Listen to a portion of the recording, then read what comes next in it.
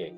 Maravilha, então aqui estamos iniciando uma pequena gravação a respeito de os artistas envolvidos dentro da Portal Entretenimento. Então aqui com o Matheus, aqui junto com o Roberto Herrera, que é o professor conjunto aqui do Sebrae, Marcos Pedro, que é o desenhista e arte finalista da segunda edição, e o Adriano Alves, que é da primeira edição e também agora trabalhando no arco a partir da 8ª, 9ª e 10ª edição. Queria deixar bastante, então, livre para esse momento, mas você até mesmo de dúvidas e questionamentos que possam partir pelo Roberto, né?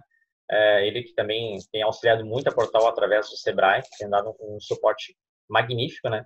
Para que a gente possa cada vez mais, em tempos como esse, vamos dizer assim, ampliar um leque de possibilidades a respeito da questão de contato digital, venda digital, enfim, tudo, né?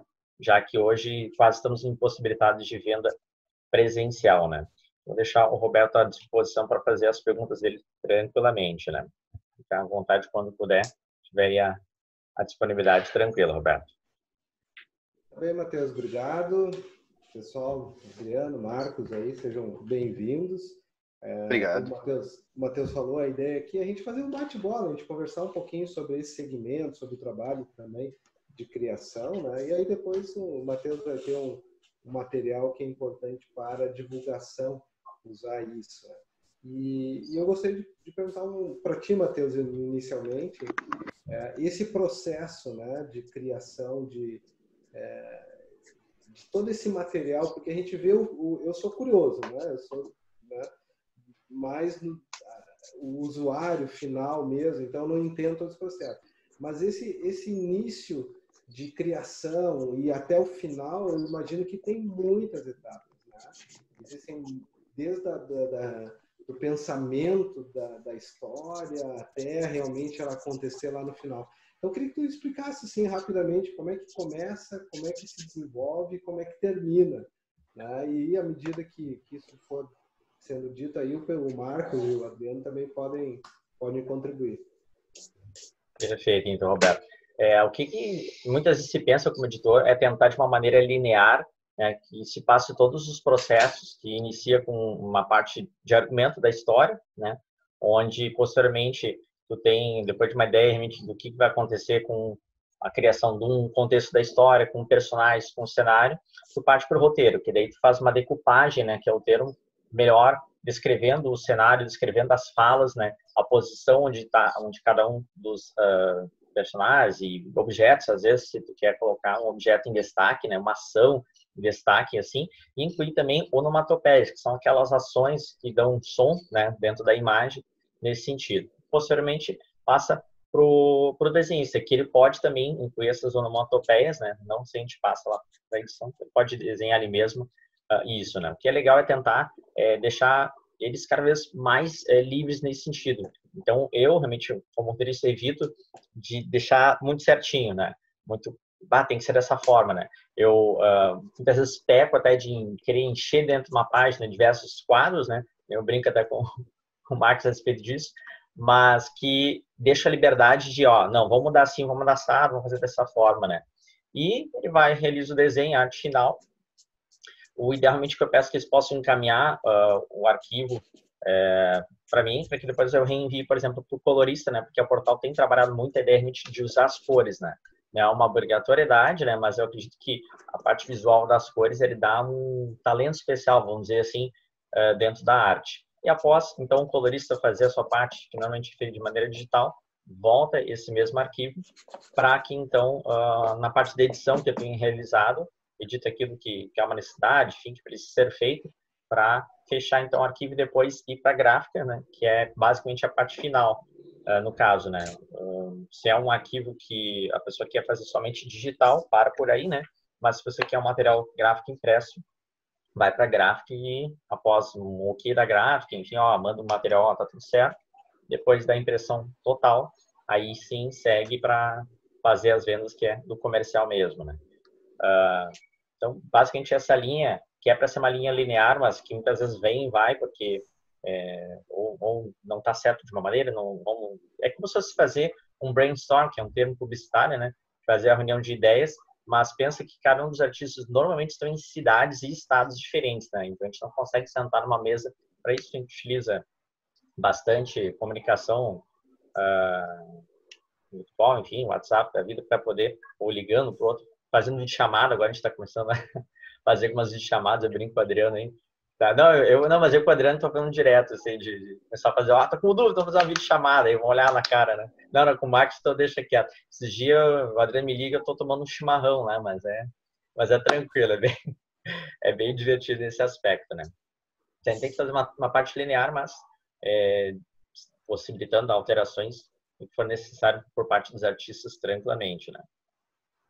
E como é que é esse negócio da questão física, né? Livro, encarte físico, tendo todo um movimento digital, no sentido de consumo digital, né?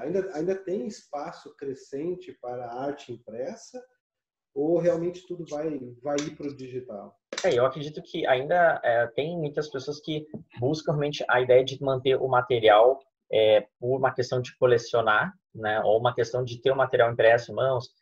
Não vou dizer o termo saudosistas, né? Mas seria um termo pessoas que desejam desse formato, né?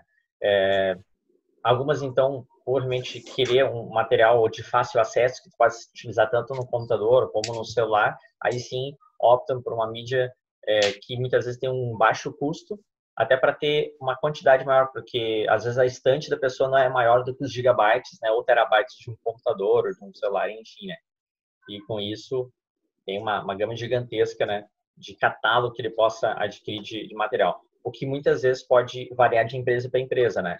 Então eu estou mudando muito da ideia gente do estilo PDF para um estilo flip de passagem, que eu estou fazendo alguns testes com algumas empresas, enfim, que eu acho que vai dar uma diferença bem interessante nesse formato, né? Então, eu creio que há uma crescente nessa parte digital, mas ainda assim o impresso ele se faz presente, né? Não vejo acabando assim a pouco prazo, vamos dizer dessa forma, né? E a gurizada aí, o Marcos, Adriano, Marcos, me fala um pouquinho aí do teu trabalho, como é que é o teu trabalho, assim, como é que ele começa, como é que ele te insere aí nessa construção?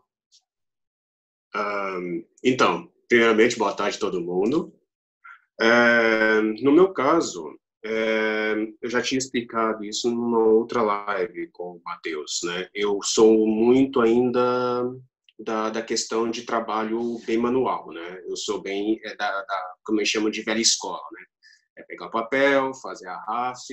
Primeiramente, eu faço toda a leitura do roteiro para poder visualizar mais ou menos como coloco isso na minha cabeça, toda a cena, para entender todo o escopo do que pede a história daquela edição. E logo depois eu faço uma segunda leitura, que é o que eu vou interpretando e colocando mais imagens na minha cabeça de como essas cenas vão se encaixando. Primeiramente, eu imagino como se fosse uma grande animação. Eu vou lendo o roteiro e aquilo vai gerando imagens na minha cabeça, toda a cena e tal. E a partir disso, eu vou pegando e vou colocando essas cenas de forma fotográfica. E a partir disso, como se fosse, no meu caso, é como se eu fosse um grande diretor mesmo de cinema, né? Eu vejo todo o escopo da cena, eu leio o roteiro e depois imagino as cenas. E logo depois disso eu parto para as partes fotográficas, né? Que eu tiro as melhores cenas e essas partes fotográficas eu trabalho melhor ângulo, melhor visão, de como ficaria mais interessante para aquela narrativa. Isso eu faço com lápis, eu vou rafiando de forma bem esboço mesmo a cena que eu estou montando na hora, vou enquadrando isso no formato de enquadramento, né, de pequenos, que a gente chama de pequenos fotogramas, né? Cada quadro é como se fosse um fotograma. Então, vou fazendo esses requadros, vou ajustando, colocando visual de quadros mais interessantes, para dar um visual interessante. Monto todas as páginas, bem de RAF mesmo, para ver como é que fica o ritmo da história. E logo depois disso, eu parto para uma arte um pouco mais finalizada, para justamente o Matheus, eu encaminho isso para o Matheus fazer uma aprovação, se está dentro do planejado dele, e também para propor certas coisas, né? Porque, por exemplo, muitas vezes, igual o Matheus falou, ele quer uma coisa no roteiro, mas de acordo com a narrativa que eu estou propondo naquele momento da história, eu meio que faço umas pequenas alterações. Então, às vezes, eu até chego a tirar quadros para poder ficar mais interessante na narrativa. Né? Porque uma coisa, nem sempre o roteirista... acontece, isso é muito natural. Nem sempre o roteirista, quando ele está escrevendo, ele visualiza as coisas na cabeça. Então, ele sente a coisa, ele vai seguindo de acordo com aquilo que está escrevendo. Possivelmente, isso é o que acontece um pouco com o Matheus. Ele escreve aquilo, ele sente como é que aquela coisa está sendo emotiva, ele põe as descrições para a gente ter a melhor visualização possível do que ele pretende, e a gente que transforma essas ideias dele em imagens. Então, como a gente tem essa parte visual, então, às vezes, a gente faz a interpretação e propõe para ele. Às vezes, ele pode aceitando ou não, a gente faz as modificações e aí a gente parte mesmo para a parte finalizar. Que aí é fazer todo o desenho finalizado, certinho. Eu passo primeiro o lápis para poder dar toda a orientação, no meu caso, de como vai ficar as cenas. E logo depois eu trabalho com caneta. E só para dar uma amostra, eu estou fazendo uns sketches aqui, dá mais ou menos essa ideia, tá vendo? Isso aqui já é um desenho pronto, finalizado. Só que antes rolou todo um lápis que eu planejei toda essa cena para ficar o mais impactante possível. É assim exatamente que eu trabalho para cada página do que eu produzo. Eu faço aquilo para ficar o mais impactante possível para o leitor, para poder segurar o leitor na hora da leitura. E, partindo disso, eu faço um escaneamento aqui em alta resolução para o Matheus, e envio para o Matheus para enviar para o colorista. E quanto tempo leva assim para fazer todo esse teu processo, assim, meu Deus, assim, dessa mentalização, leitura, mentalização? Sim. Quanto tempo isso então, isso é na parte da... Quando eu visualizo, quando eu estou lendo o roteiro e faço os sketches, eu procuro fazer todas as páginas, pelo menos o planejamento de como vai ficar os requadros de todas as páginas em torno de 1 a 2 dias. Porque ainda tem que decupar um pouco as coisas, porque nem sempre a primeira ideia é a que fica valendo. E aí, depois disso, para eu fazer páginas com essa finalização aqui, aí eu faço em torno de 1 página por dia. Então, com todos os quadros, mesmo quando o Matheus exagera, pedindo 9 quadros na página, mas aí eu meio que realmente procuro manter essa ideia de fazer 1 página por dia, que geralmente é o que é cobrado também no mercado mundial de quadrinhos, né? Que o artista, pelo menos, cumpra essa média, né? Em torno de 1 página por dia de quadrinhos. E todas essas personagens, coisas que tem que visualizar, imagino que de noite deve sonhar com eles, né? Aparecendo não! Isso aí depois a gente cura com muito videogame, outras animações, filmes, aí fica tudo de boa, fica tudo resetado. Legal. E Adriano, e o teu trabalho, Adriano, como é que começa aí nesse processo? Como é que ele acontece? Bom, primeiramente, né? Boa tarde, tudo bem? Acontece assim, exatamente do jeito que o Marcos disse, né?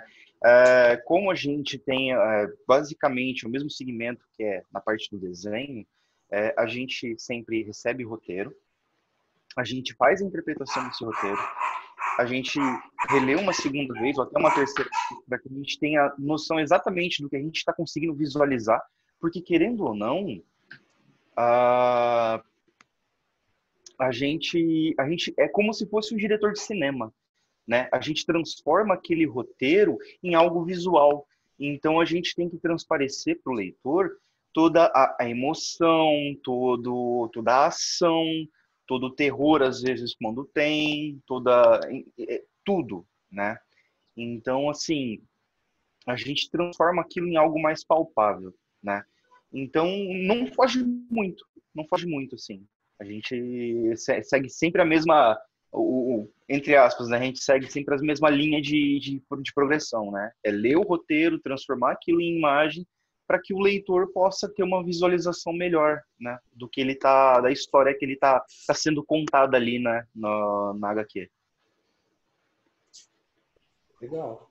E isso também segue mais ou menos o mesmo padrão de tempo ali para fazer essa leitura, imaginação, um dia por página, é isso? Isso, é basicamente a mesma coisa. Algumas pessoas demoram um pouco mais, outras demoram um pouco menos, né? Vai depender da afinidade de cada desenhista, né? A gente pode falar pelo lado dos desenhistas. Então, assim, eu já demorava um pouco mais, né? Eu trabalhava em alguns outros lugares, né? Eu trabalho em um emprego fixo, então eu fazia os desenhos na minha hora, nas horas vagas. Então, assim, eu chegava todo dia, às 8 da noite em casa, sentava, lia de novo o roteiro para imaginar tudo o que acontecia, e aí ia vir compondo todas as cenas e tudo mais, conversando com o Matheus para ver o que a gente poderia fazer em determinados quadros, né, em determinados momentos ali, para a gente poder estar seguindo com o projeto, né? Então, assim, eu levei um pouco mais de tempo para realizando a Cyberpunks número 1, mas graças a muito esforço e dedicação da gente, a gente conseguiu entregar um trabalho bem legal. Uhum. E esse mercado de histórias em quadrinhos, né? Eu já perguntei isso para o Matheus, mas também queria ouvir um pouquinho você. Como é que a gente vira ele para filmezinho curtos?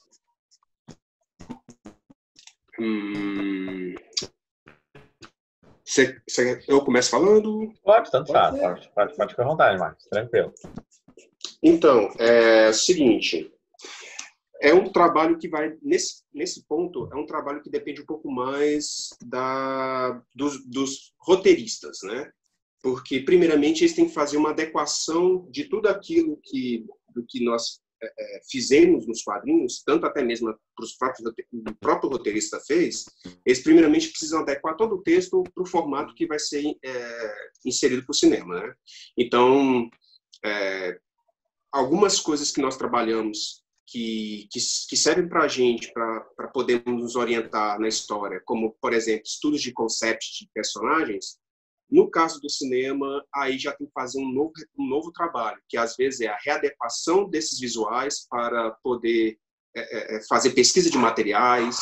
Aí tem todo um trabalho de estudo geográfico para poder verificar cenários, verificar sets. Então, o que a gente faz para nos atender em quadrinhos, para o cinema, para o seriado e até mesmo para a animação, requer um pouco mais de trabalho, que é para poder aumentar o detalhismo, porque vai ter muito mais gente envolvida nisso, né? Então, o trabalho que o desenhista fica, que é exatamente como ser diretor de fotografia, diretor de cenografia, visual concept design, e essas coisas todas, parte gráficas, que são pré-produção da animação e do cinema, isso tudo já é mais dissipado e já tem mais gente trabalhando. Então, você realmente vai determinar mais atividade para essas pessoas para poder fazer um trabalho mais refinado, porque aí já vai ter uma captura de câmera um pouco mais detalhada, então por aí vai. Então, resumindo mais, quando você pega um material de quadrinho e vai transportar isso, você expande um pouco mais essa questão do universo de captura de elementos para poder isso criar vida, né? Apesar que a gente gera uma vida no papel, que é 2D, nesse caso ele vai sair do papel e vai transpor a vida real, né? Que é a tela com toda uma captura 3D, que você tem novas rotações, essas coisas. Acho que eu consegui falar isso bem. Isso tudo dá para ser por computador? Dá para fazer? Ou tem que ter coisas manuais também?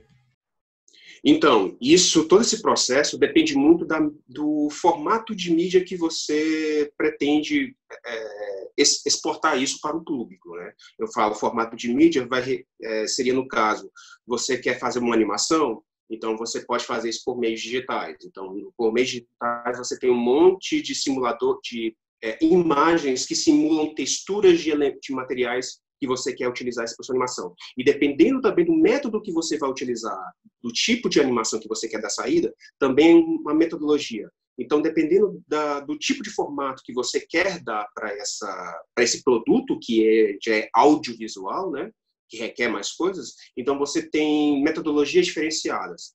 Para uma animação, você tem uma metodologia que requer um pouco mais de computador, que requer um pouco mais de desenhos e que expõe um pouco mais os elementos de texturas e outros elementos, e até mesmo o audiovisual, que ajuda muito nisso, nessa questão de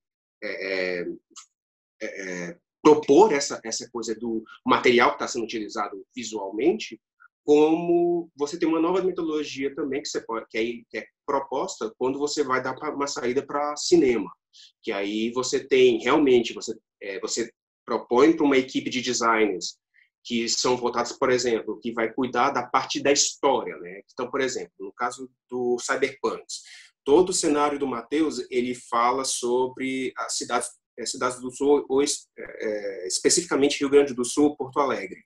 Então, vai ter uma equipe de designers que vão contratar historiadores ou até mesmo pessoas ligadas à prefeitura para poder visitar sets que vão ser utilizados para filmagens, vão ser feitos novos trabalhos de readequação visual para poder ficar aquilo ali um visual próximo do que a gente coloca nos quadrinhos, ou até dar mais elementos que, às vezes, até mesmo por limitações do próprio artista, sendo eu, sendo o Adriano, ou sendo qualquer outro que estiver trabalhando no projeto, ele pode, o legal do cinema e da animação é isso, você pode propor mais elementos que às vezes a gente não coloca. Então pelo fato, principalmente porque você tem uma câmera que rotaciona o tempo todo, enquanto a gente pega os melhores frames que nossa câmera captura. Então, você tem metodologias que são diferenciadas para cada tipo de exportação, quer ela seja para animação, ou quer seja para um filme e até mesmo uma série, fotonovela. E quando não está inspirado para desenhar, tá? Tem que entregar o negócio, não vê inspiração, não tá. Como é que faz? Primeiramente, eu mando uma mensagem para o Matheus falando assim, Matheus, e choro, né? E choro. Falo assim, Matheus, não dá... Porque esse é um trabalho artístico, né? Exatamente. A parte do bloqueio criativo para gente que é uma das mais difíceis, assim, né? A gente tem alguns ditados, assim, no nosso meio que diz, assim, que a desculpa do aleijado é a muleta, né? Que não pode ter esse tipo de coisa dentro do meio de artista. Mas falar que não existe é um pouco até de hipocrisia, porque existem momentos que nós, como artistas, a gente não tá legal, a gente não tá bem, a gente simplesmente não vai, ou o trabalho não flui com a mesma empolgação que geralmente flui, né? Então, às vezes, assim, eu costumo falar que a gente que é artista, que trabalha no meio da arte, independente qual seja, a gente está mais aberto às coisas que acontecem ao nosso redor. Então, a gente absorve muito coisas, sejam elas coisas boas ou coisas ruins, né? Então, às vezes, a gente tem a tendência a ficar um pouco mais alegre do que as pessoas, a gente tem a tendência a ficar, às vezes, mais chateado do que outras pessoas, mas isso também vai variar de pessoa para pessoa, né? Mas a gente que é artista, a gente está muito aberto a sensações e emoções. E quando dá o senhor do bloqueio, menino do céu, a gente fica com vontade de bater até a cabeça na parede, porque às vezes a gente quer fazer, a gente precisa fazer, os prazos tão apertados, né? Então, assim, a gente vira uma pilha, né? Mas, assim, a gente tenta, insiste, até que começa a sair alguma coisa. É lógico, né? Tem dias que não vai, tem dias que simplesmente não vai, você precisa respirar um pouco, mas na maioria das vezes, quando a gente insiste, a gente consegue ter um resultado legal, né? Não é aquele resultado que fala, meu Deus, né? É a maior obra-prima, mas a gente consegue cumprir os nossos prazos, a gente consegue colocar no papel o que precisa ser colocado. Fica tranquilo, o Adriano estava ali. Pode concluir, Adriano. Não, tem dias que não vai, né, Adriano? Tem dias que... Tem dias que não vai, né? A gente tenta, mas aí a gente acaba travando. Mas é raro acontecer, não é sempre que acontece. Mas acontece. Exato. E só... Diga lá. Então, só complementando mais um pouco o que o Adriano falou, porque é o seguinte também, né? Igual ele falou, nós por sermos artistas, nós somos um grande catalisador de emoções, né? Então, porque a gente transporta isso por papel. Então, é muito comum entre nós artistas, por exemplo, quando a gente faz um trabalho, depois que ele é publicado e tal, tempo depois, quando a gente retorna para aquele projeto, a gente fala, acho que eu poderia ter feito essa página melhor, acho que eu podia ter feito isso, assim, assado. Porque, às vezes, no dia que a gente está fazendo aquela página, a gente pode não ter estado no melhor dia justamente por N motivos, entendeu? Mas, ainda assim, para cumprir prazo, é costume da gente, ainda assim, chegar e fazer, entendeu? Mas aí depois, quando a gente está com a cabeça fria, que o projeto passou, e depois de um tempo, blá, blá, a gente retorna e a gente fala, isso aí eu podia ter feito melhor. Então, é super comum isso de acontecer. Justamente porque, igual o Adriano falou, nós somos um catalisador de emoções, né? A gente capta tudo. Tudo que acontecer com a gente influencia de como a gente está vendo o roteiro, influencia do que a gente está captando na nossa mente, o que a gente vai colocar na página. Então, influencia um monte de coisa. E isso não é muito entendido para muitas pessoas fora do nosso meio do mercado, né? Eu falo do nosso meio do mercado entre nós, artistas mesmo, né? E, então, isso é um pouco difícil das pessoas entenderem, né? Porque as pessoas acham, você está fazendo quadrinho, mesmo que você esteja divertindo, é uma coisa que você está ganhando dinheiro, então você tem que cumprir prazos. Sim, mas também tem um lado artístico, né? No meu caso, eu tenho uma certa formação em design gráfico. Então, pensar na coisa mais mecânica, mais dentro de, igual sempre citei nas minhas falas, questão de metodologias, a maneira como eu vou encaminhar o projeto, para mim, essa parte é mecânica, mas como eu estou inserido no mercado, como eu estou produzindo quadrinhos, eu também sou artista. Então, o artista, ele tem essa parte emotiva. E é necessário isso, para você fazer o melhor trabalho possível. Então, é uma coisa que tem que ser entendida, é uma coisa também que tem que ser respeitada das pessoas por nós, entendeu? E que, aos pouquinhos, a gente está ganhando isso, a gente está mostrando isso, entendeu? E você, Adri, o que acha disso? Colocar ela direto no fogo, né? Eu não vi, eu vi a resposta do Marcos. Eu ouvi a resposta do Marcos, mas eu não ouvi a pergunta. Tô brincando contigo. A gente estava falando aqui várias coisas, mas o papo que estava rolando aqui é a questão da inspiração, né? Tem dias que às vezes não está inspirado para fazer toda a criação, né? E aí estavam dando testemunho assim de como se resolve isso, né? Estamos brincando contigo. Mas já que você conseguiu entrar agora, está nos escutando melhor, fala um pouco do teu trabalho aqui, fala como ele começa, como é que ele se segue, como é que acontece aí o teu trabalho. Tá. Como é que começa? Geralmente, a minha inspiração, ela vem do nada, literalmente. Às vezes eu estou olhando a janela, vejo uma paisagem, estou olhando uma revista, um quadrinho, assistindo um filme, ou uma frase que desperta a atenção, e dali, isso dá um roteiro, isso dá um texto. Então, quando eu tenho alguma coisa por encomenda com o meu trabalho que eu faço com o Matheus, que ele já me deu o personagem, já me deu a história, me deu o briefing do que ele quer, às vezes fica mais fácil, porque eu já sei o que eu preciso escrever, eu só tenho que buscar situações onde o que eu penso se encaixa na história e tentar criar o universo também na minha cabeça. Eu leio tudo que ele já me mandou, de roteiro que ele já tem pronto, das edições anteriores, e para dar sequência na minha parte, eu preciso ler várias vezes o que está acontecendo antes, porque tudo é sequência, né, da história. Então, para cada texto que eu faço, para cada página que eu construo da história, eu preciso ver os detalhes, por exemplo, se os personagens estão num cenário de luta. Então, eu tenho que ver exatamente o que aconteceu quadro a quadro naquela luta, porque eu preciso que a reação no próximo quadrinho seja consequência do que já aconteceu. Então, eu preciso saber o que está acontecendo. E aí vem uma das partes que é um pouquinho mais complicada, que é o que veio antes, como eles descreveram os personagens, as reações. Porque tem situações ali que eu digo, cara, não pode ser, como é que um grupo de ativistas vão para o Matheus vai rir, vão para um conflito E aí o chefe deles diz, ó, tem um traidor entre vocês. Tá, legal, bacana. Aí vai todo mundo pro lugar, lutam, o traidor trai eles, um outro mata mais alguém, e eles voltam e dizem, olha, morreu mais um. Pois é, vamos voltar lá porque tem um traidor. Gente, que todo mundo concorda com isso. Ninguém vai fazer nada, ninguém vai se revoltar contra quem tá mandando vocês para morrer.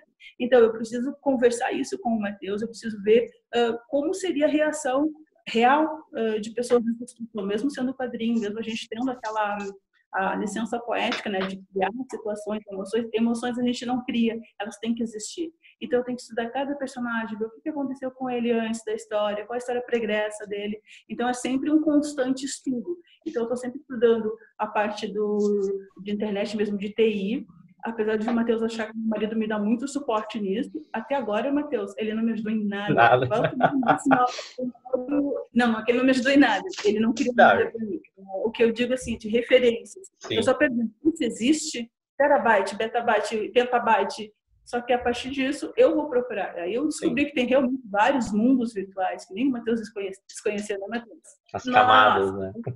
Camadas e mais camadas. Então é isso, o aprendizado é constante e aí a minha inspiração vem. Às vezes eu olho um filme, um desenho, enfim, uma fotografia, tudo isso me inspira e eu procuro ficar sempre dentro dele. Então, a gente está sempre olhando muita coisa sobre cyberpunk, muita coisa sobre o futuro. Eu estou vendo muitos sites que falam de coisas que estão acontecendo agora, de novas descobertas, vão acontecer no futuro para a gente levar, porque nós já estamos no futuro, estamos 30, 40 anos à frente.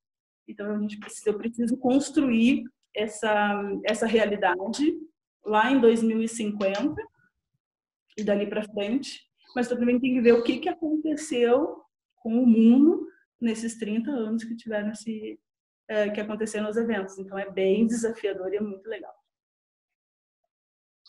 Espero ter respondido. 2050, eu acho que com 30, vou estar com mais 30 anos, vou estar com 70 anos, cara. Complicado, vou estar com 70 anos. Que deprimente. Coisa do Matheus, isso, né? Já precisou fazer a gente ir tão à frente. Avançada. Ele podia ter colocado uma data do tipo assim, todo mundo tá morto que tá se falando na história, né? Que aí não dói tanto, tipo agora, me doeu. Doeu, sabe o futuro, né? Brincadeira. Doeu. Mas saber que eu vou estar bem idoso, né? Não, tem tudo isso, né? Até, Roberto, que tem uma pergunta que tu comentou ali junto ao Marcos, né? Como a Adri, ela trabalha também com gravações, é interessante fazer aquela pergunta junto com ela em relação à questão de cinema e tudo, né? Que eu acho que ela é um pouco do universo dela, né? Viu, Adri? Antes eu tinha feito uma pergunta aqui, a questão que eu tenho insistido com o Matheus, né? Eu acho legal quadrinhos, tudo, mas também vejo, eu sou da área de marketing e vendas, não entendo nada aí dessa parte criativa, a não ser olhar o final e dizer se gostei ou não. Mas eu vejo um mercado enorme crescendo, especialmente nas animações, né? Eu vejo pelos meus filhos, eu tenho 2 pequenos aqui, o quanto eles procuram e acham desenhos no YouTube, né, para poder assistir. Agora eles descobriram o desenho do Mr. Bean ontem. Então, né, olhando todos os desenhos do Mr. Bean. Então, o que eu tinha perguntado é como é que a gente consegue, né, trazer do quadrinho para essas animações que o Marcos até explicou, a questão cinema, animações e tal. Como é que a gente pode fazer isso? Como é que a gente pode criar uma primeira versão de uma história para isso? Nós temos todos os elementos, Roberto. Eu trabalho também com a parte de cinema e animação é uma das coisas que me chamam muita atenção, porque eu comecei pensando em fazer roteiros para games. Então, a animação sempre esteve muito presente nesses planos. E nós temos tudo, tem todo o material, tudo que os guris estão produzindo agora. Para pular para a animação é só um pouquinho mais de trabalho, mas é perfeitamente viável e tem muito campo para isso. Eu acho que esse HQ dos meninos, eu acho que a evolução dele, em vez de ser tipo, daqui a uns, sei lá, 2 anos, ao invés de estar a revista impressa, ela vai estar, mas eu acho que a animação ela é um caminho muito mais propenso para o Matheus ir por esse caminho. Eu acho que é muito possível, muito viável, sim. E acho que dá para fazer um trabalho muito legal. Tem campo para isso, tem gente que faz. E não tem muita coisa nossa, não tem muita coisa gaúcha, nem muita coisa brasileira no campo de animação, ainda mais nesse estilo. Então, eu acho que é bem possível, bem viável, e eu acho que comercialmente também vai valer bem a pena fazer isso. Realmente eu não procuro muito também, mas eu imagino que tem pouco, né? Um recente que os meninos encontraram e adoraram, já olharam todos, foi o tal do Irmão do Joel, até comentei com o Matheus. Uhum. E é um negócio maluco, psicodélico, né? Viajam lá nos anos 60, uns tipos, né? Mas eles adoraram aquele negócio e procuram outros parecidos. Então eu fico imaginando assim o tamanho desse mercado, né? Porque uma vez eu vi uma frase do George Lucas, perguntaram para ele o que ele vendia, se ele vendia muito filme. Ele disse, não, eu não vendo filme, eu vendo brinquedos. Exato.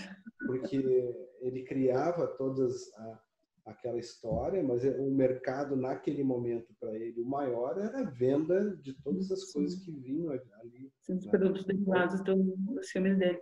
E realmente, tanto que ele criou uma indústria de fan art, dos ícones das coisas dele, que nós estávamos vendo de um documentário de pessoas que têm todos os bichinhos possíveis e imagináveis da saga do Star Wars. Gente, que coisa mais louca aquilo.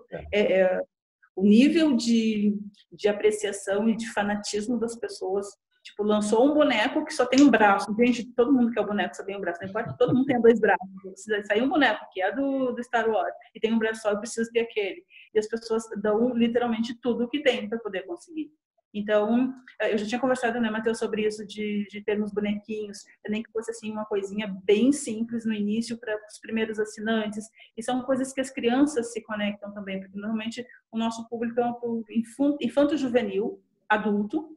E, assim, muitos dessas pessoas, eles já vêm de leituras de Turma da Mônica, né, dos antigos, do Disney, Marvel, e eles colecionam essas coisas, marca muito e pega muito a pessoa por esse mimo que as pessoas normalmente chamam, são os mais velhos falam isso, né? O mimo. É uma lembrancinha do meu jogo predileto. Quem nunca gostou de um jogo online ganhar uma recompensa do nada? Gente, ganhei isso de graça, vou jogar mais um pouco se eu ganhei mais. Então, realmente, isso conecta as pessoas, faz com que elas se sintam importantes. Eu fui o primeiro, recebi um brinde, foi o primeiro comprador da revista. Cara, eles pensaram em mim, eles estão realmente pensando no que eu quero, no que eu gosto, mesmo que não seja mandado para 1000 pessoas. Aquela pessoa recebeu como se ela fosse a única.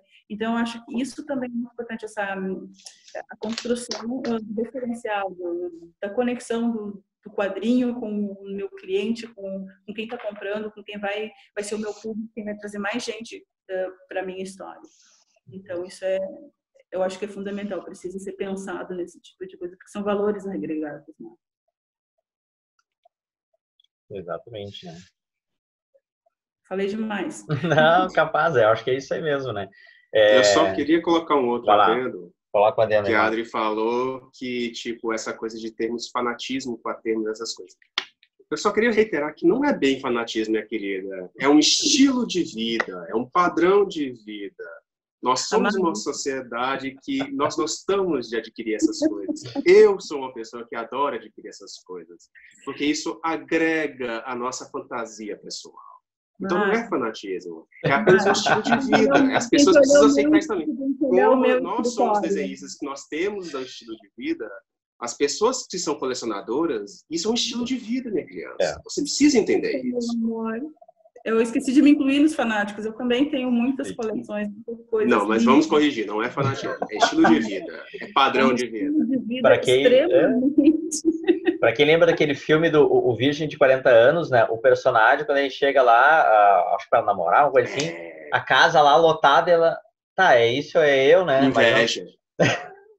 Inveja. Eu queria ter uma casa igual daquele cara. Exatamente, né?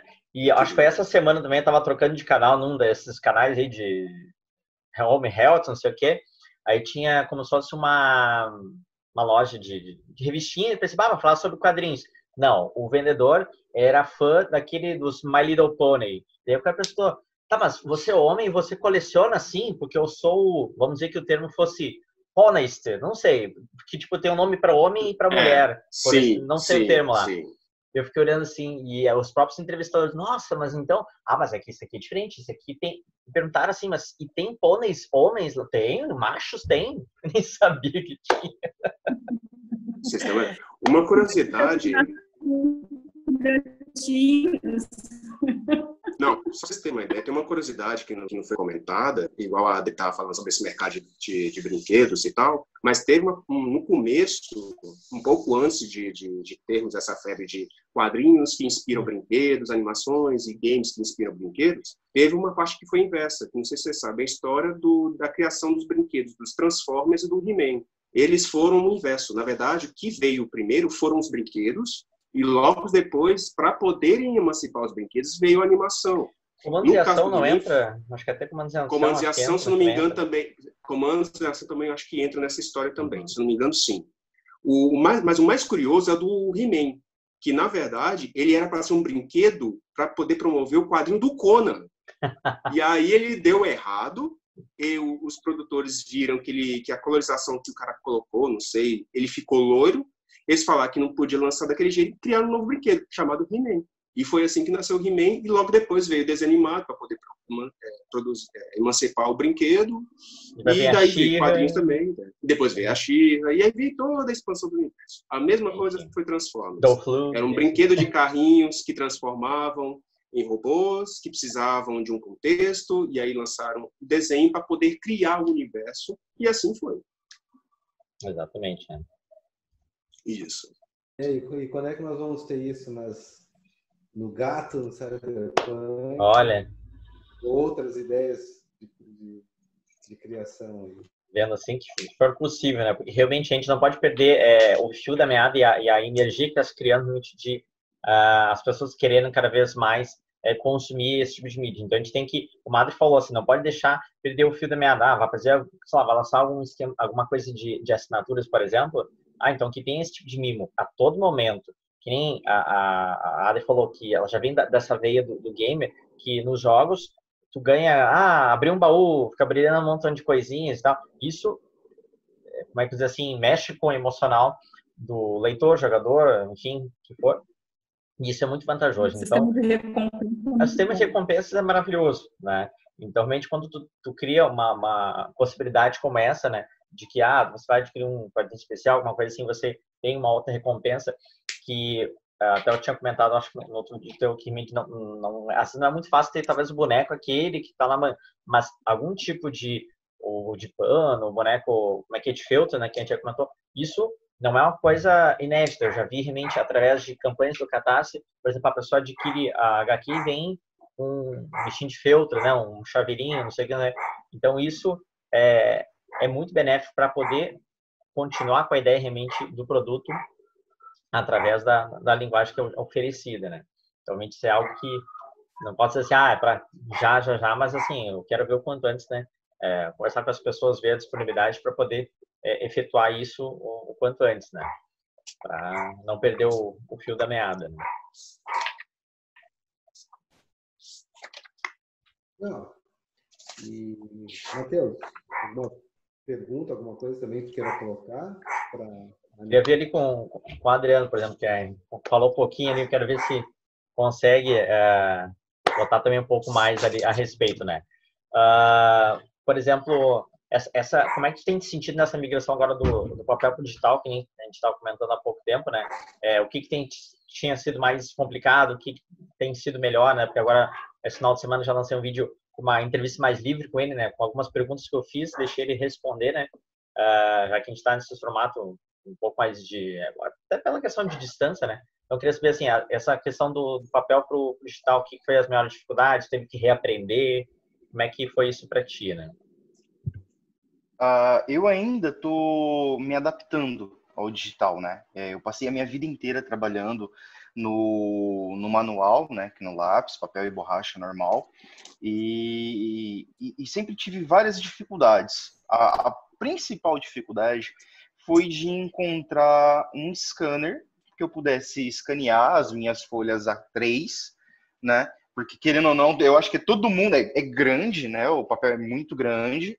E só tinham em lugares aqui no centro da minha cidade vizinha, né? Em papelarias especializadas no centro da cidade vizinha. Então, eu sofria muito de logística. Eu terminava uma página, tipo, durante a madrugada, Aí, durante o dia, eu pegava essas páginas, colocava dentro de uma pasta, ia trabalhar. Aí, no meu horário de almoço, eu saía, ia lá fazer o scan e voltava no meu horário de almoço ainda, mandava para o Matheus, via se estava legal. Às vezes, precisava fazer alterações, né? Que ele só conseguia ter uma noção da proporção tudo certinho quando eu enviava a página digitalizada para ele.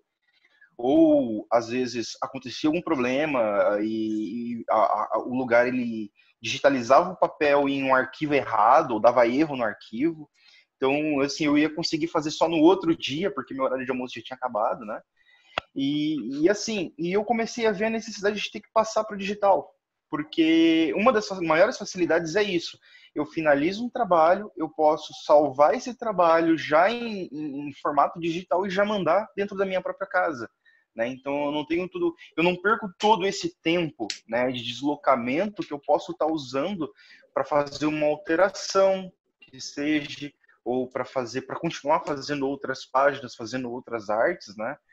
Sem contar nas facilidades que isso me traz, né? Estando no digital, eu tenho 1001 possibilidades de acordo com o programa que eu estou usando, de acordo com as habilidades que eu tenho dentro das minhas ferramentas, né? Então, isso traz um ganho. Isso traz um ganho. Lógico, né? Tudo isso é embasado por todo o aprendizado que eu tive no papel, né? Tudo que eu aprendi desde pequeno, eu uso dentro do digital. O digital, ele é só mais uma ferramenta que facilita com que eu produza mais, com maior qualidade e um maior tempo de desempenho, né? Sem dúvida, né? E realmente esse é um processo que estava comentando contigo esses dias, de às vezes até a gente olhar outros vídeos para sempre manter a ideia realmente de aluno, né? Porque sempre a gente está em aprendizado. Ter o mecanismo digital não nos transforma em Deus, né? A gente tem que estar sempre tentando evoluir e achar o seu próprio tipo de traço, enfim, né? Dessa forma. Mas é um processo que realmente facilitou, porque olha a mão que era antes, né, Roberto? Por exemplo, pegar e fazer, daí quando vê, não deu, só amanhã, não é na hora, né? Tem toda uma alteração ali que enfim, o digital, ele possibilita, né? Mas não impede nada, realmente, se a pessoa é um artista que envolve mais o papel, né? Que nem o próprio Marcos, que ele comenta, não, faz o trabalho no papel, enfim, né? Efetua realmente esse processo. O próprio artista do gato, que é o Clóvis, ele tem isso também de fazer no próprio papel e enviar, né? É somente as possibilidades que hoje nós temos, né? Porque os grandes artistas antes falavam assim, até vinha em vídeos, pede para minha mulher lá fazer a arte final, bota uma tintinha aqui, enfim, auxílio para alguém, porque tu está numa senhora folha, né, de A3, que não é uma folha 4, é o dobro, né?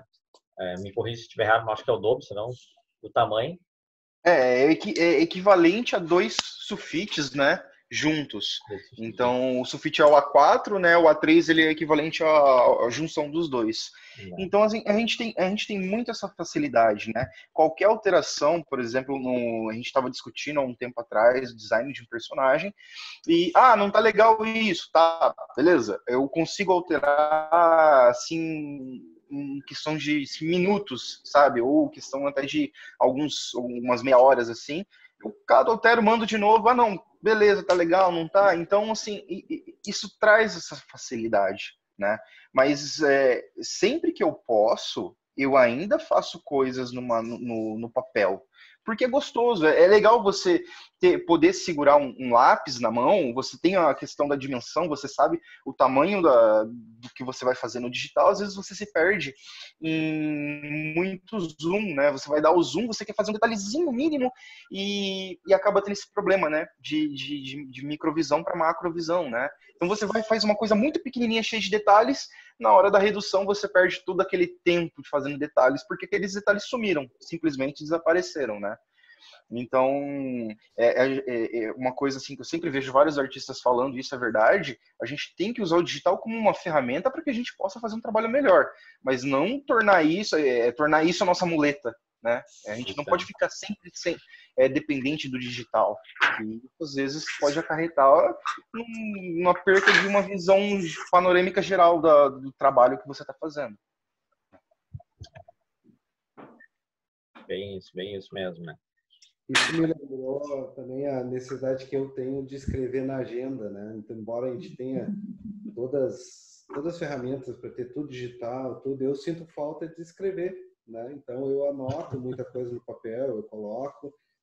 Claro que eu tenho minha organização na agenda, mas eu sinto essa falta.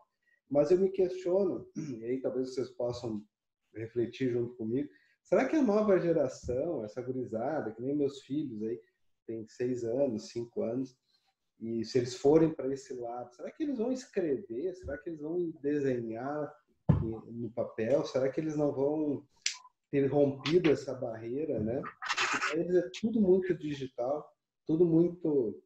Embora eu goste, o meu filho, o mais velho, que tem 6 anos, ele gosta de desenhar, ele gosta de fazer os desenhos, e a gente deixa ele papel, caneta, lápis, essas coisas. Mas eu fico pensando se o mundo não vai inserir eles de uma maneira tão digital que isso vai se perder, né? À vontade, quem quiser, vai lá. Pode ir. Eu acho assim que a internet, infelizmente, ela emburreceu muito as pessoas. As pessoas estão desaprendendo a escrever. Então, acho sim que essa última geração, esse pessoalzinho de 4, 5, 6 anos, eu acho que a gente consegue resgatar um pouco disso, do manual, de mostrar como fazer, aquela coisa que os pais têm, os colecionáveis, né, que os pais, os fãs de coleções, que não são fanáticos de jeito nenhum, né, Marcos?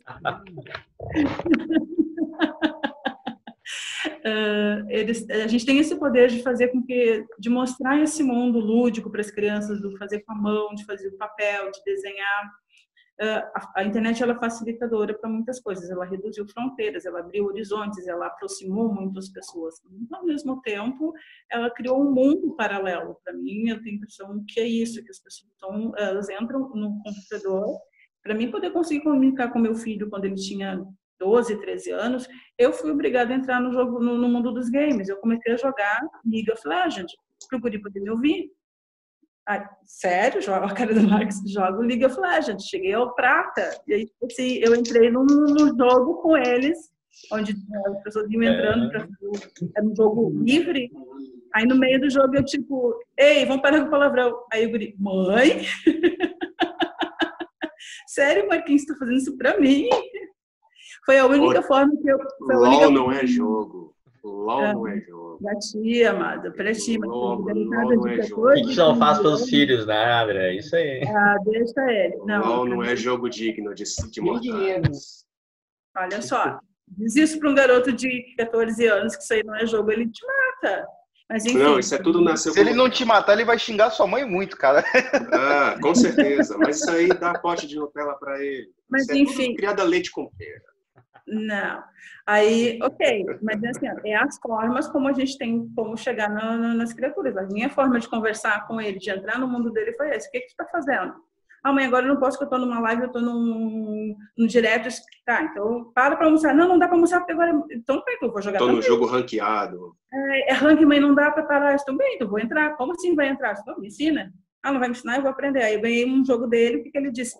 Foi só de principiante. Ganhei a segunda, ele... mãe, quem que é isso? Tá roubar nisso. E assim vai, né? E assim vai indo. Então, eu acho que dá assim, a gente consegue, pelo menos com quem não está tão viciado, e aí eu uso o termo viciado porque é realmente isso, a pessoinha pega o aparelhinho eletrônico e se não acabar a bateria, se não ficar plugado na parede junto com o aparelho para não perder o que ele está fazendo ali, tem que ter um meio termo. A gente precisa encontrar isso para a gente não perder eles de vez. E o perder que eu digo daqui a pouco ele está crescendo e tu já não sabe mais quem é a criança, quem é a pessoa que está se tornando, porque tu não tem controle sobre o que ele está vendo, o que ele está aprendendo, o que estão ensinando para ele. E aí essas práticas do fazer junto com o pai e a mãe, de conhecer as coisas que eram feitas antigamente. Então a gente sempre diz, né? Era tão bom antigamente. Às vezes nem era tão bom, mas a gente está lembrando, a gente só lembra das partes boas do passado. Né? A gente não lembra que a gente brigava também com o pai e a mãe que não queria fazer aquilo porque era chato. Aí a gente, nossa, na minha infância era tudo muito bom. Não era tudo tão bom assim, só que diferente. Eram outros tempos. Nós não tínhamos o que eles têm agora, que é esse mundo sem fronteiras. A minha preocupação era com o episódio do dia seguinte de Thundercats. Essa é a minha preocupação. É verdade. O que ia acontecer com o Lion? Aquele episódio do julgamento do Lion, dele ser líder e tal. Enfim. A gente pode ver... Não, desculpa, pode falar, Roberto. Um pouquinho mais antigo, eu me lembro do Ultraman. Oh, também. Nossa, claro que eu lembro também. Nossa, Metal Warriors é da hora pra caramba. Metal Warriors. Nossa, tinha muito. Ai, meu Deus, eu vou entregar a minha idade agora, lembrando desses negócios. Eu assistia Ultraman, cara. Brincadeira, né? Quem não assistia? A Bolha Assassina. Nossa, tinha muita coisa. Só clássicos, né? Só clássicos bons, né? Mas, enfim, vamos voltar para os anos de 1900. Mas, assim, ó, mais ou menos que nem... por exemplo, eu me recordo de também estar olhando a questão sobre o carrossel, né? Que tinha a professorinha e os alunos, né? E quando veio, se não me engano, acho que era o Carrossel das Américas, que mostravam eles estudando com os computadores, né? Estudava direto com os computadores. E nós estamos em 2020, em meio a uma pandemia, aí tu liga no jornal do almoço e mostra que as crianças estão fazendo essas lives para manter o contato de alguma maneira, ou seja, o Carrossel das Américas está aí, né? Sei lá, 20 e tantos anos depois, realmente, de uma certa forma não tão direta, funcionou dessa maneira, né? E o que eu brinco com essa questão do cyberpunk, eu tento trazer um pouco de realidade nesse aspecto, porque se nós, hoje, 2020, para quem está tendo filhos agora, está tentando, às vezes, uma dificuldade, porque realmente a comadre falou, às vezes, eu tô ali com a minha filha brincando e tal, mas ela, às vezes, não quer largar enquanto não... E eu vejo, tem 3% da bateria, tá, daqui a pouco ela já vai sair. Aí acabou a bateria, agora vamos fazer uma outra atividade, né? Imagina, aí que eu penso como exercício mental, pensando daqui 30 anos, como é que seria esse aspecto, os tipos de família que seriam criadas, né? E eu quero utilizar isso nas histórias, não como um aspecto só fantasioso, mas como uma crítica social, né? Aplicando como é que seria uma sociedade onde ter mais um número, né? Nasceu, os filhos se deu, não deu, é mais ou menos isso. Então, a questão do cyberpunk também eu quero incluir essas críticas sociais por entender que tem uma parte assim que eu penso em colocar um pouco mais adiante com a Adri, né? Inserir os personagens com seus, sei lá, 20 e poucos anos, onde os pais pertencem a uma geração de cegos, né? Como assim geração de cegos? Nossa luz azul querida, né? Faria com que muita gente pudesse perder a visão ou tivesse muita dificuldade na coluna, na parte da cervical aqui, por utilizar ele de modo incorreto no dia a dia, no trem, na vida, né? Então eu quero mostrar o que seriam os filhos desses pais, né? Que muitos deles podem estar cegos nesse aspecto. Então, eu penso também em usar essa parte dos quadrinhos como uma crítica social, né? Isso é importante, Matheus, mas assim, ele sempre vai ter o contra-argumento, né? Sim. Agora, por exemplo, já tem estudos e desenvolvimento de protótipos de óculos que bloqueiam a luz azul. Aí ele vai dizer assim, por que tu não comprou um óculos, seu burrinho? Né? Nem me fale, eu tô precisando de um óculos com bloqueio de luz azul. Óbvio. Não, e realmente, eu acho que ontem estava dando a reportagem, ontem, enfim, não sei, que é tipos de óculos realmente com um bloqueio, ou seja, em vez de evitar a utilização, não, compra um óculos para evitar isso, né? Então, na ideia realmente dos personagens, eu quis com que não existisse mais o uso do celular, que fosse mais questão holograma, algo do gênero, que pudesse modificar nesse processo para não precisar usar em si o aparelho, né? Mas daí depois entra plugs de conexão, daí já é outra vibe, vamos botar assim, né? Para introduzir esse tipo de crítica social tem que ser uma coisa mais atual, porque nós passamos por todos esses processos. Nós tivemos a fase, nós vivemos finalmente sem a internet, né? Nós usamos o papel para escrever e dependíamos de entregar folhas para professores. Então, a gente pode fazer isso para os quadrinhos uma coisa muito atual, e não precisa ser uma coisa futurista demais. E aí eu acho que vai funcionar melhor isso para o nosso público, por quê? Porque ele também viveu isso. Nós temos as pessoas que eram dos anos 70, 80, 90, que agora já são considerados velhinhos, né? Porque cada vez mais, quanto mais jovem tu fica, mais velho fica, mais velho parece. Olha que tipo, meninos de 10 anos acham que quem tem 30 tá velho. Né? Então, gente, morri pro mundo, né? Daqui a pouco já não posso mais dar opinião. Então, assim, o que eu acho, o que move, quando a gente voltando agora ao assunto da relação entre ter um brinquedo que relacione com um quadrinho, o que move as pessoas, né? É a nostalgia, a vontade de possuir o que não teve na infância. Então, o G.I. Joe, né? Começou com o Falcon, depois virou o G.I. Joe, com a ação, enfim, todo aquele universo, o que move essas pessoas? É ter o que eu não tive na minha infância. Eu olhava o desenho, mas eu não tinha os brinquedos. Ou algum amiguinho tinha um brinquedo e depois lançaram um desenho e eu não tinha, e aí eu quero, e aí, por que eu quero mais? Porque eu quero ter a coisa que eu não tinha. E aí a criança vê que o pai tem aquela coleção, pode ou não influenciar no filho querer também fazer alguma coleção. Se a gente apresentar alguma coisa nova, né, moderno que foi criado agora, e a gente já criar esse vínculo, eu acho que isso também tudo ajuda. E se a gente depois lançar a animação, nossa, aí a gente vai ter o boneco, a gente vai ter o quadrinho e vai ter o desenho. E daqui a pouco um longa-metragem, daqui a pouco isso vira filme, por quê? Porque tudo é possível. A gente não está escrevendo nada, tipo assim, é fantástico, é monstro com 200 cabeças que não dá para representar no cinema. Até um monstro de 200 cabeças tu pode fazer no digital, sabe, no 3ds Max, enfim, tu consegue realmente na realidade esse tipo de coisa. Mas a gente acha que nós estamos no caminho do digital cada vez mais, mas com essas coisas que podem brigar, né? A coisa física do personagem impresso, do bonequinho em feltro, do bonequinho em plástico, enfim, da forma que for. Isso mesmo. E o seu Marcos também quer dar uma palhinha a respeito das coisas antigas, coisas novas aí?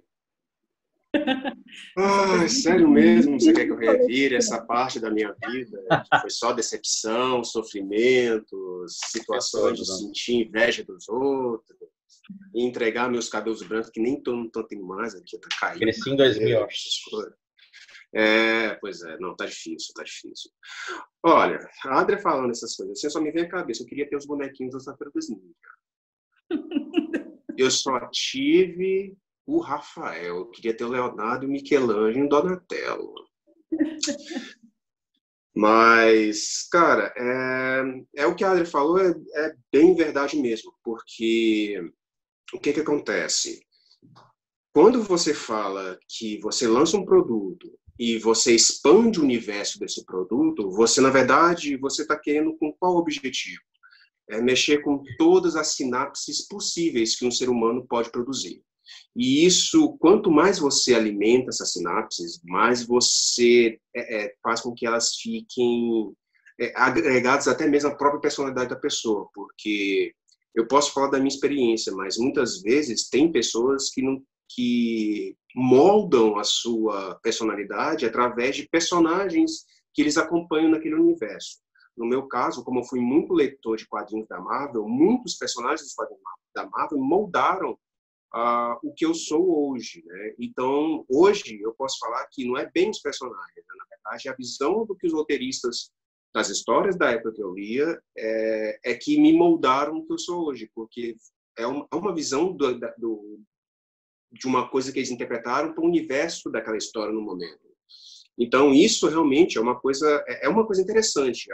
Mesmo eu fazendo curso de design, umas coisas que nem eu consegui discutir isso direito com professores, porque você realmente é uma coisa tão expansiva, você mexe com tantos sentidos na pessoa, que você acaba não compreendendo direito até mesmo o grau da importância daquilo quando você propõe. Vamos expandir o universo do nosso produto.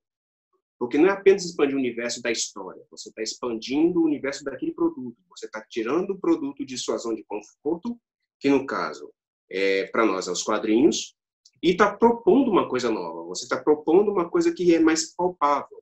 Então, você mexe com outros sentidos. Então, voltando, nós temos o paladar, o tato, o olfato, a audição e a visão. Então, a partir do momento que você está utilizando apenas os quadrinhos, você está utilizando muito mais o quê? A visão. Mas a partir do momento que você transporta isso para uma animação, por exemplo, você já está mexendo com a visão e com a audição. Quando você passa isso até mesmo para o cinema, você propõe que aquela pessoa comece a sentir um pouco de tato no seu subconsciente, porque você relaciona o cenário daquilo no cinema, você já tem uma coisa que é mais voltada para o real, então você consegue criar uma certa relação com relação a todo o seu background do que você viveu no seu mundo, né, no seu universo particular. Então isso é muito interessante, isso é uma grande responsabilidade para produzir, né? Então você realmente é uma coisa importante. E isso realmente agrega a questão da pessoa se realmente se sentir apegada a esse universo, né? Então, quando fala, por exemplo, que você vai fazer um action figure todo articulado vamos dizer, do Fumacento, e que você vê com DLCs que são as mãos intercambiáveis dele e vem com a mão que solta fumaça, cara, você está simplesmente mexendo com o orgasmo de muitas pessoas que são colecionadores e até mesmo de futuros colecionadores. Entendeu? Então você está realmente fixando aquele personagem fumacento no background daquela pessoa. E a pessoa pode até mesmo falar, deixa eu estudar um pouco mais sobre esse fumacento. Então o cara, tipo, às vezes acontece situação que o próprio colecionador conhece mais do personagem do que o próprio criador. Exato. Eu nem imaginava disso. Justamente porque a pessoa tem aquele boneco e ele realmente se apegou àquilo. Então, realmente, essa coisa realmente crível, né? Então, tem que ter realmente um grande... realmente é um cuidado mesmo quando se fala, vamos expandir isso. Você realmente está mexendo com esse tipo de coisas, com esse tipo de público que chega a esse nível de situação para ter a aquisição daquele produto. Não é porque apenas é um produto bonitinho. Não, é porque a pessoa assim, realmente vinculou com aquilo. E isso é muito bacana quando você consegue esse nível de apego. Às vezes não é nem a sua intenção, mas automaticamente você consegue atingir esse público. E isso é maravilhoso. É fantástico. Isso, eu falando como meu lado designer, isso é fantástico. Exatamente. Até queria ver depois ele com o Adriano também, sobre a opinião dele, porque ele, como foi o primeiro que acabou pegando os personagens, né? Queria não... tu falar desenho, tu tinha... Enfim, tu entra e o cliente pergunta qual tu mais gosta e tudo mais, né? Não é que tu tá... Como é que dizer? Tu tá tão envolvido que nem ele mesmo colocou no vídeo, gosta da criação de personagens, que é uma coisa desafiadora, mas é muito gostoso de fazer, né? Que tu colocasse aqui pra gente a respeito, por exemplo, dos personagens que... Uma das características, pelo menos, que eu tentei sobre cada um deles é tentar diferenciá-los, né? No próprio vídeo do Adriano colocou, cada um deles tentam ser diferentes, né? Eu acho que é a ideia principal de tu possa agregar realmente tem pessoas ou com alguma deficiência, ou com uma diferença, ou com algum pensar, né? Que esse também é um desafio depois para pessoas que têm um pensar diferente, né? Mas quero ver com o Adriano em si como é que foi para ele na parte da criação, daquele que foi o primeiro a tocar nos personagens, né? Criar os personagens foi algo primoroso, né? Tentar transparecer, né, de forma visual tudo que você tinha descrito na BIOS do personagem, né, na planilha de personagem, eu vi aquilo como se estivesse montando uma ficha de RPG, né? Você imagina as habilidades do personagem, você vê os atributos, você fala, esse personagem ele vai ser um pouco mais forte, ele vai se impor mais, então ele vai ter mais essa aparência parecida um pouco mais heróica, ele vai ter essa questão de queixo sempre erguido, sabe, cabeça sempre levantada. Então, decopar os personagens dessa forma foi uma coisa muito legal de se fazer. Eu lembro quando eu via, né, os rascunhos iniciais do Fumacento, eu ficava imaginando, poxa, poderia ser diferente isso, poderia ser diferente aquilo, né? O personagem ele tem um porte de mais liderança, então ele não pode ser um personagem muito curvado, ele tem que ser um personagem que o leitor vai olhar e não falar, não, eu acredito nesse cara, eu acredito porque ele tem porte de líder, ele tem uma postura, né, condizente com o papel dele exercido dentro do grupo, né? E assim funcionou para cada um dos outros personagens que eu fui criando, né? Tanto que eu faço até algumas sonoplastias, então eu estou desenhando o personagem e falo, eu falo como se eu estivesse falando com a voz do personagem, né? Ele fala, então quer dizer que temos um traidor no meio do nosso grupo, então eu vou falando, eu vou brincando com isso como se fosse um desenho animado, porque eu não sei o Marcos, mas na minha cabeça funciona como se eu estivesse assistindo um desenho animado, sabe? Como se eu estivesse assistindo um episódio de Thundercats, por exemplo. Então você vai vendo os personagens e chega um momento que o personagem em si ele cria vida, né? Então você vai desenhar ele de um jeito, mas aí você olha assim, é como se ele estivesse sussurrando na tua orelha. A Adri vai poder dizer isso melhor. É como se ele estivesse sussurrando na tua orelha e falando, não, eu não fico nessa postura, assim. Eu me imponho mais. Não, me desenha com o queixo erguido porque eu não vou baixar a cabeça nessa hora, né? Então é assim, então você acaba se desenvolvendo o personagem de uma forma que você acaba criando um certo apego por ele, porque ele acaba criando vida própria, né? Na criação, o personagem ele acaba tendo vida própria. E isso é uma coisa muito legal, né? No designer de personagem. E é uma coisa muito saudosista. Eu ia adorar ter um bonequinho aqui do Fumacento, ou mesmo do Caveira aqui, assim, ou até da Metódica aqui do meu lado, assim, sabe? Pra ver e falar, putz, olha que legal, um personagem que eu ajudei a construir, assim, é uma coisa legal, né? É uma coisa muito saudosista. Eu gosto de colecionar, mas pra mim não é figure action, não. Pra mim é bonequinho. Eu tenho os bonequinhos aqui e eu fico feliz com eles. Tá traindo o movimento, Adriano. Não, é action figure. Não, é bonequinho. Não, bonequinho não.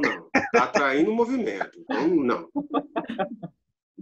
Uma coisa que o Marcos falou, para complementar um pouquinho sobre a parte da interação, né, do que acontece quando a pessoa...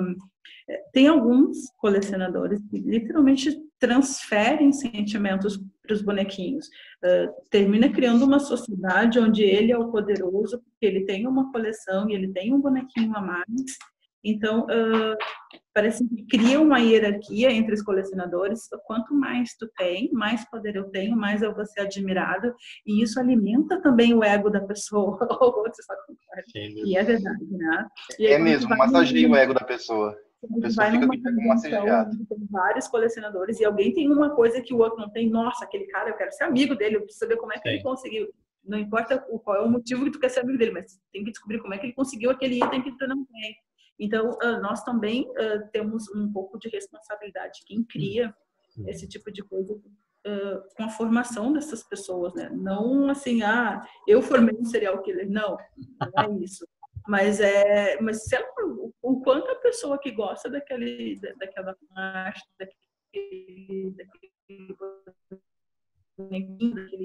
enfim, deseja chamar o bonequinho de plástico lá, o que ele está disposto a fazer para ter aquela peça. Né? E aí, se nós vamos criar, por exemplo, vamos fazer a nossa história e vai ter os bonequinhos dos primeiros personagens que aparecem na primeira edição. Vamos fazer uma edição limitada, sei lá, de 10 bonequinhos. Nós não vendemos somente 10 revistas, nós vendemos 1000 revistas. Então, a gente vai privilegiar só 10 pessoas, ou nós vamos criar uma linha inteira onde cada um pode ter um. Então, tudo isso são coisas que nós somos responsáveis também. Então, porque normalmente quando acontece uma tragédia, se mataram numa feira porque só tinha 2 bonequinhos, um comprou e o outro matou o outro querido boneco. Imagina. Então, quem é o responsável por isso, né? E às vezes isso nem é por culpa disso, né? Muitas vezes até atrelam novas teorias da conspiração, né? Porque o bonequinho não vendeu, então vou matar ele na história. Não, não é bem por isso. Mas fica como teoria da conspiração. E isso é interessante também, porque você movimenta esse mercado. Então, acaba tendo, por exemplo, uma série limitada de tal boneco, mas que morreu há 5 edições. Cara, imagina o boom que você faz isso no mercado, sabe? Então, isso é interessante. Você trabalhar também essas questões desses booms da comunicação é fantástico. É ótimo. E o fato de entrando na história da animação que o Roberto comentou de como seria isso, né?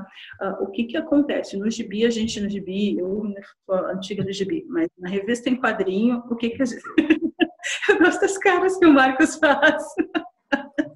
Na história em quadrinho, você não consegue contar a história de todos os personagens. Nós começamos a primeira edição já com uma história em andamento. A animação e o longa, eles conseguem, por exemplo, contar o início da história deles. E isso é muito legal, não só para quem lê o quadrinho, para quem tem um filho e quer que o filho acompanhe aquela história. Então, levar o filho no cinema, para ver como começou a origem do bonequinho é fantástico. Então, é por isso que isso também dá uma visibilidade maior para quem desenhou, para quem criou, para quem escreveu a história. E, geralmente, assim, dificilmente as pessoas olham no primeiro momento para o roteirista. Cara, a arte desse desenho tá maravilhoso. Olha que traços, que lindo. Nem leu o que está escrito. Vi uma capa primeiro, eu falo o desenho. E é verdade. Depois que tu vai ler para ver se a história te convence. Mas a primeira coisa, e aquela história de dizer, não se julga pela capa, é mentira. As pessoas julgam sim. E às vezes tu te apaixona pela capa e tu vai olhar o que tem dentro. Agora, se tu olhou a capa e não gostou, às vezes tu nem te interessa no conteúdo. E é bem assim que funciona. É aquela coisa da aparência. Então, nós temos tudo. Nós temos a capa linda, nós temos um bom conteúdo, nós temos tudo para dar certo. Agora só tem que administrar isso de uma forma legal. E o Matheus está fazendo exatamente o que é certo, que é procurar ajuda de quem sabe. Aí está o seu Roberto para nos ajudar. Né? Nós temos uma equipe assim que eu acho que é muito legal, a gente consegue conversar. O que acontece com pessoas como nós estamos aqui? O Marcos, ele é super determinado e tem gênio forte. Não adianta dar esse sorrisinho e dizer que não, a gente sabe que tem. O Matheus nem se fala, né? O Adriano, eu então, e isso é só dos que estão por aqui. Imagina assim, fora. Se cada um resolve dizer assim, não, o meu é assim, não vai mudar, o Adriano, não vou desenhar isso, o Marcos não vai pintar isso, eu não vou desenhar. O que vai acontecer? Não vai acontecer nada, porque Eu pinto. Né? Eu pinta, desenha, colore, enfim, faz o que é necessário para criar o personagem. Mas se cada um não estivesse trabalhando por uma coisa maior, que é o conjunto do nosso trabalho, todos nós queremos ver o nosso trabalho nas bancas, nas mãos das pessoas, da melhor forma possível, a gente vai se interessar em saber se o cara está conseguindo entender o que eu estou descrevendo para ele. Quando eu leio, eu escrevo um quadrinho, eu não escrevo só o diálogo que vai ter, porque essa história tem que ter conexão. O que eu estou falando para o bonequinho falar tem que ser o que o Curi vai conseguir desenhar. Não adianta falar uma coisa que só eu sei que existe na minha imaginação, e ele vai ficar tipo... E agora? É como se tu pegasse assim, ó, descreve, desce para nós 4 agora. Eu vou te dar a descrição de um alienígena. Se tu pegar os 4 desenhistas que desenham bem, vai sair 4 bichos diferentes com as mesmas características que você falou. Então, e a mesma coisa é um argumento de um desenho de um filme. Eu posso dizer assim, o Caveira subiu, encontrou a .NET e dali eles tiveram uma interação no cyberespaço. Agora, desenvolvam um parágrafo disso. Todos os 5, as pessoas envolvidas vão desenvolver coisas diferentes e vão chegar a histórias diferentes. Então, é muito tipo assim, todo mundo indo para o mesmo caminho, todo mundo a mesma coisa. Então, o primeiro ponto era isso, né? Acho que nós conseguimos chegar em todo mundo quer isso. Todo mundo quer desenvolver, todo mundo quer crescer. Eu acho que isso nos levou aonde nós estamos nesse momento. Sem dúvida, né? Sei que eu acho que depois a gente dá uma encerrada também deve estar grande já um pouco. Eu quero deixar o Roberto daí à vontade para fazer alguma pergunta aí, que eu sei que deve ter atividades depois para ele, né? Mas deixo bem à vontade, Roberto, para tu fazer uma pergunta aí de finaleira para quem quiser, para todo mundo, por favor, tanto faz, fica à vontade. A pergunta que me veio à mente assim para fazer é do que esse momento todo que nós estamos vivendo aí por pandemia, mercado, né? O que pode surgir de histórias, tá, nessa sequência com heróis nacionais, heróis que existem na realidade, mas que daqui a pouco podem ser caracterizados numa história, né? Como vocês veem assim todo esse momento para criar histórias que possam retratar esse momento aí para frente? Bom, deixa eu responder um pouco essa pergunta dando um exemplo. É muito comum no mercado lá nos Estados Unidos eles fazerem coisas para poder enaltecer certas profissões. E em um determinado momento, bem na década de 90, um roteirista e um desenhista, que hoje ele é diretor criativo da Marvel, o desenhista é o Joe Quesada. Ele, juntamente com o roteirista, ele criou um personagem, eu não lembro bem o nome dele, mas ele era um bombeiro. A obrigação dele era salvar vidas, e o poder dele era justamente de poder conter qualquer tipo de elemento que seja criado com fogo. Então, ele, na verdade, ele é um bombeiro, ele é um salva-vidas. Todo o universo dele foi criado em torno de problemas, foi criado dentro desse universo relacionado à vida de ser um bombeiro. Então, ele é um personagem que se questiona com relação ao que ele faz, se ele realmente está salvando vidas necessariamente. Ele se pergunta se ele está fazendo pouco, mesmo com aqueles poderes, se ele consegue, se ele está fazendo o suficiente.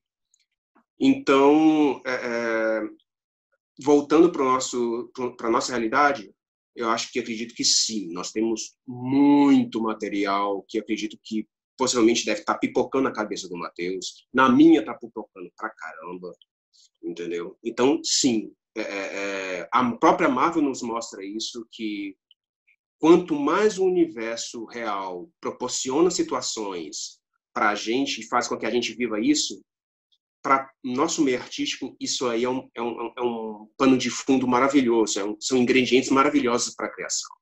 Então, sim, isso aí, o que a gente está vivendo hoje, nossa senhora, você não faz ideia. Pode complementar alguém, o Adriano, fica à vontade. Deixa eu falar, nossa senhora. Vai, né? Vamos lá. Tem realmente, nós temos a realidade, ela nos dá muito material para os quadrinhos, né? Não só para os quadrinhos, mas para o romance, para o filme, para o livro. E como nós estamos num futuro muito, né, bem à frente do que a gente está agora, nós começamos em 1936 e estamos lá em 1950, então cabe incluir esse tipo de coisa, porque é uma praga que aconteceu, né? Uma praga no mundo, mas muitas pessoas dizendo, é os fins dos tempos, as trombetas do apocalipse, tem gente até ouvindo, né, anjo tocando trombeta, o mundo vai acabar. Então, e é o tipo de paranoia social que cabe perfeitamente nas nossas histórias, porque nós estamos num mundo onde foi devastado, onde não tem ordem, não tem, então é muito fácil da gente incluir esse tipo de coisa, e dá episódio, da revista inteira, da filminho, sabe, da curta, da longa, da média-metragem, dá muito pano para manga para a gente fazer coisas.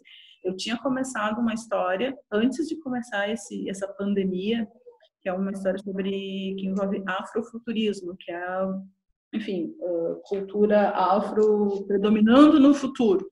Então, é um tema que mexe com muita gente, então, por vários motivos. E essa história começava com pessoas que tinham problemas com o sol, que as pessoas de pele clara não podiam sair ao sol. Então, todas as pessoas de pele escura, negros, pardos, enfim, índios, todos que têm um excesso de melanina, se deram muito bem, estavam em altos cargos.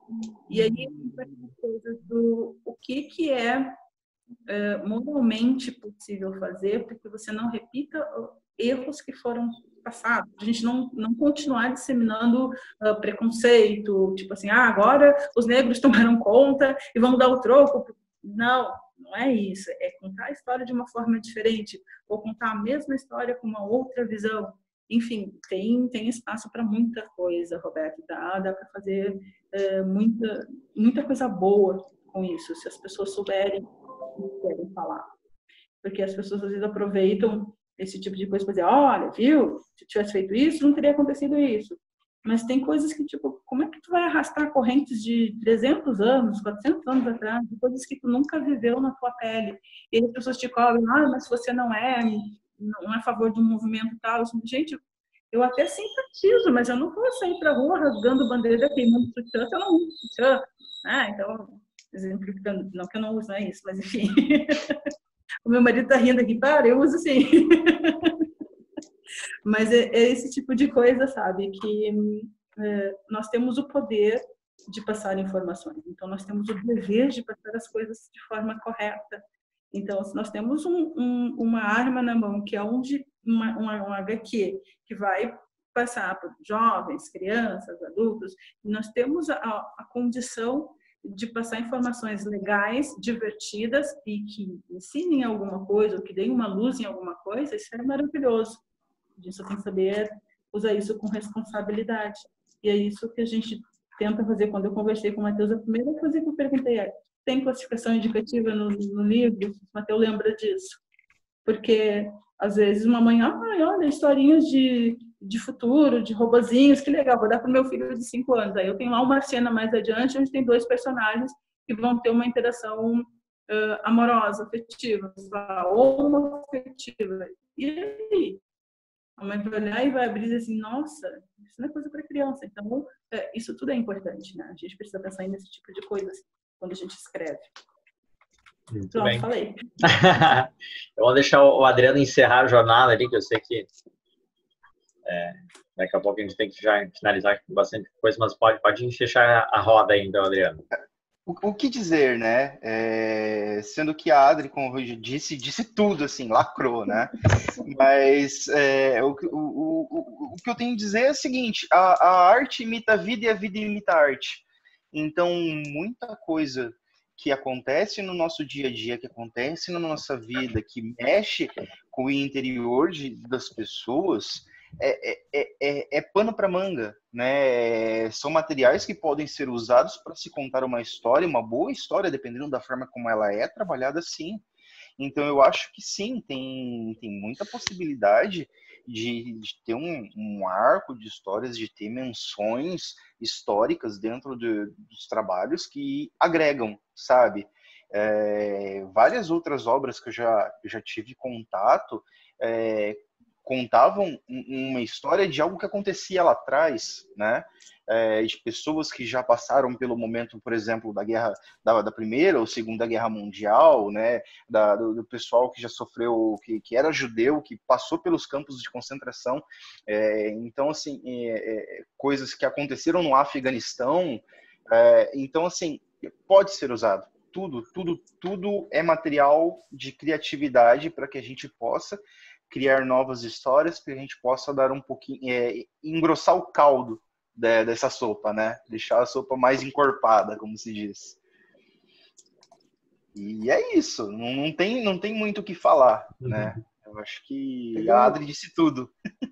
Dá para criar um super-herói para voltar no tempo e ir lá em Wuhan, ver se aqueles chineses criaram ou não aquele vírus, ou se deixaram escapar do laboratório ou não. Vamos criar um super-herói para voltar lá e resolver esse negócio antes que ele aconteça tudo isso.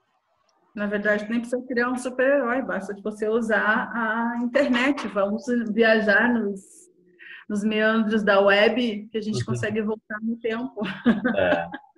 Em breve já vai ser possível, pelo menos nos nossos quadrinhos, fazer isso. Coisa boa.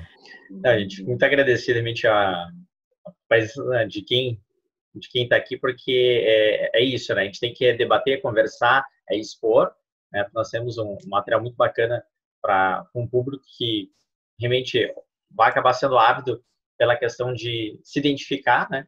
E a oportunidade do Roberto, enfim, de abrir essa sala para fazer essa conversa, essa discussão, esse bate-papo aí, que valeu muito a pena mesmo. Né? Fico agradecido a todos e ao Roberto também por abrir esse espaço. Né? Verdade. Obrigada, Roberto, por nos ajudar. Sempre que quiserem, a gente pode fazer aqui um bate-papo. E uma hora a gente pode fazer ao vivo também, pode fazer assim e, ao mesmo tempo, produzir, fazer com que ele coloque ao vivo lá no YouTube, né? Esse mesmo programa aqui dá para fazer isso. Então, se vocês quiserem aí mais para frente fazer um bate-bola e colocar ao vivo ao mesmo tempo que grava, estou à disposição aí. Maravilha, maravilha. Coisa boa, então. Bom trabalho para vocês, bom conhecer vocês. Espero vê-los aí mais vezes para frente. Maravilha, então. Grande abraço aí para todo mundo e um bom início de noite aí. Obrigada. Valeu, tchau. Obrigado. Tchau, tchau. Tchau, tchau.